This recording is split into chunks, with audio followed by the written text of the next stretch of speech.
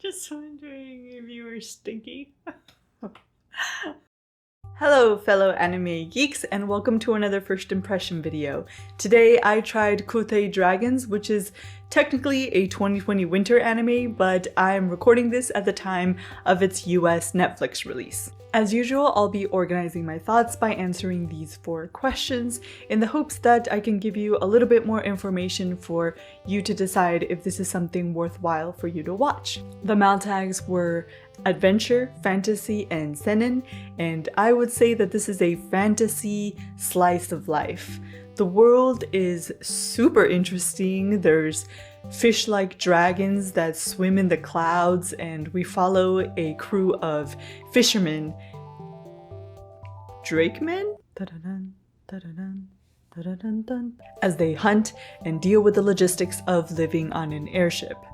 At first, I got steampunky sky pirate vibes, kind of a la Stardust, but instead, episode 2 and 3 went a little bit more down the calm slice of life route, really focusing on those human day-to-day interactions. I thought that there would be a lot more action judging by the first episode and their profession, hunting dragons, but the premise of episode 2, where I felt like they were going to introduce some political intrigue and maybe some action there, actually ended up being more of the basis for a big joke. And despite the premise of episode 3 being the actual backstory of one of, I think, 3 focus characters for this show, I still don't know very much about him or the rest of the crew because so much of the runtime is just spent on cooking and doing the day-to-day chores aboard this ship. The art, in my opinion, was a successful blend of CG motion and 2D animation. At least it wasn't so awkward and distracting that it took me away from the story, which is great because there wasn't very much story. I don't think the characters are very unique.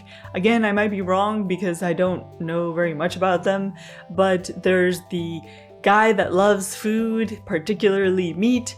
There's the go-getter, happy-go-lucky girl who's clumsy at times, and there's the hardworking, straight-laced guy with a chip on his shoulder. But the world is really cool. The fantasy component in this is really unique, and the mixture of the genres is really interesting.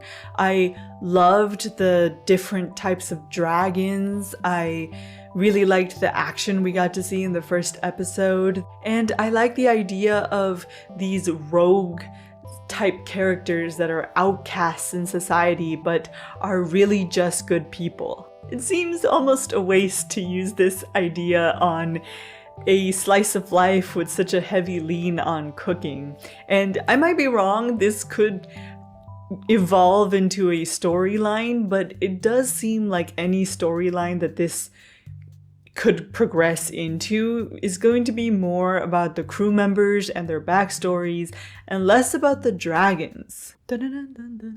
Also, 3 out of 12 episodes is 1/4 of the show, and that seems like a really large chunk of time to be spending on just setting the scene if this is going to go in a different direction. In the end, there just wasn't enough storyline or character building for me.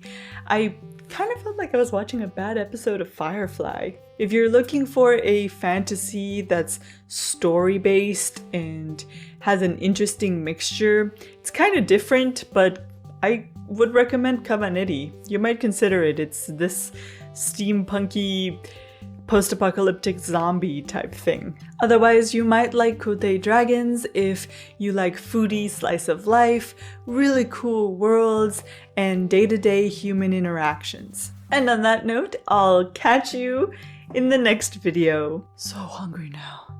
Where can I find me some dragon?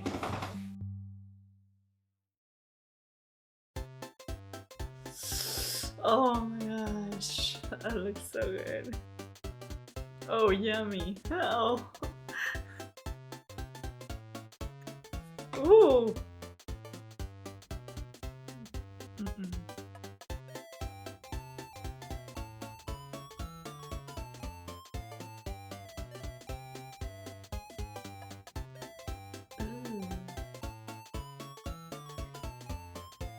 Oh, wow.